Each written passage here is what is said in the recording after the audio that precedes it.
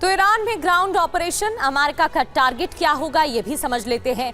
Hormuz पर नियंत्रण, जिसको लेकर शुरुआत से अमेरिकी राष्ट्रपति की तरफ से बयान दिया जा रहा है, जब से ब्लॉक किया है ईरान ने स्ट्रेट ऑफ हॉर्मूज को। 1/4 ऑयल सप्लाई रूट पर यहां अधिपत्य चाहता है अमेरिका, जिसको लेकर बयान दिया गया। खर्च पर कब्जा, ईरान का प्रभुत्व कमजोर करने की कोशिश की जाएगी। इससे फायदा क्या होगा?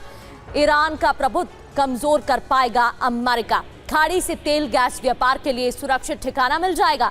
परमाणु ठिकाने, यूरेनियम पर कब्जा करने की कोशिश भी अमेरिका की इस दौरान रहेगी।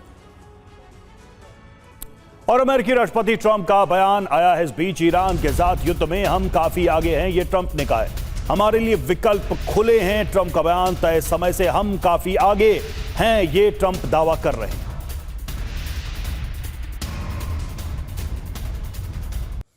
तो अमेरिकी राष्ट्रपति डोनाल्ड ट्रंप को आपने सुना। कर्नल यूएस राठौर सर, यहां डोनाल्ड ट्रंप की तरफ से कहा जा रहा है कि हम अपने तय समय से बहुत आगे चल रहे हैं, लेकिन ग्राउंड पर स्थिति तो कुछ और ही देखने को मिल रही है। अमेरिका के क्या ऑब्जेक्टिव हैं ये हम बता रहे थे। ईरान की तरफ से उसकी डिफेंस क्षमता, इसके अलावा जो गोरिल्ला रणनीति के लिए ईरान जाना जाता है, प्रॉक्सी स्टेट की मदद, ये उसके जो मजबूत पॉइंट्स हैं, इसके साथ वो मैदान में खड़ा हुआ है। जब ग्राउंड पर ऑपरेशनल होता हुआ ये युद्ध नजर आएगा और बूट्स ऑन ग्राउंड की स्थिति बनेगी, तो वाकई में जैसा ट्रंप कह रहे हैं उतना वो टिक पाएंगे या फिर ईरान को पीछे कर पाएंगे?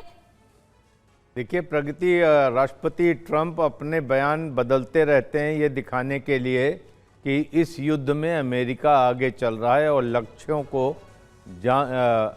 हासिल कर रहा है। लेकिन अगर बात होगी बूट्स ऑन द ग्राउंड, जिसकी पूरी पॉसिबिलिटी दिखाई दे रही, संभावना दिख रही है कि अब अमेरिका को या तो हॉर्मूज में या खर्ग में उतरना पड़ेगा।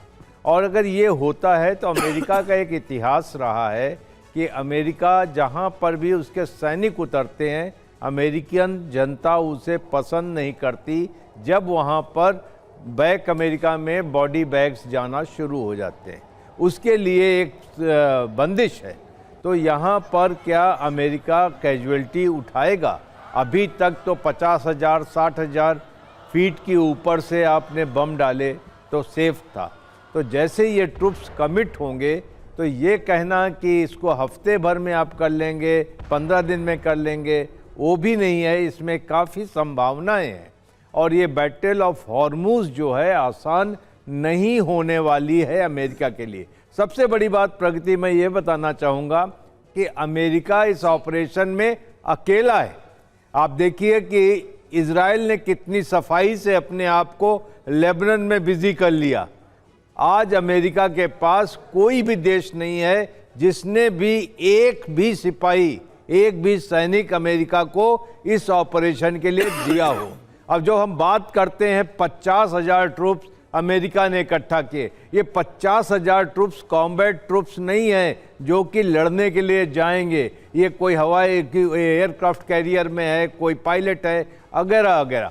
जो वहाँ लड़ने जाएंगे वो ट्रूप्स बहुत कम है और उनकी संख्या सिर्फ इतनी है कि ज़्यादा से ज़्यादा बैटल ऑफ आइलैंड्स, अगर हम बात करें कीशम की, हॉर्मूज की, हैंगम की, लारक की, शायद यहाँ पर ये काफ़ी हो।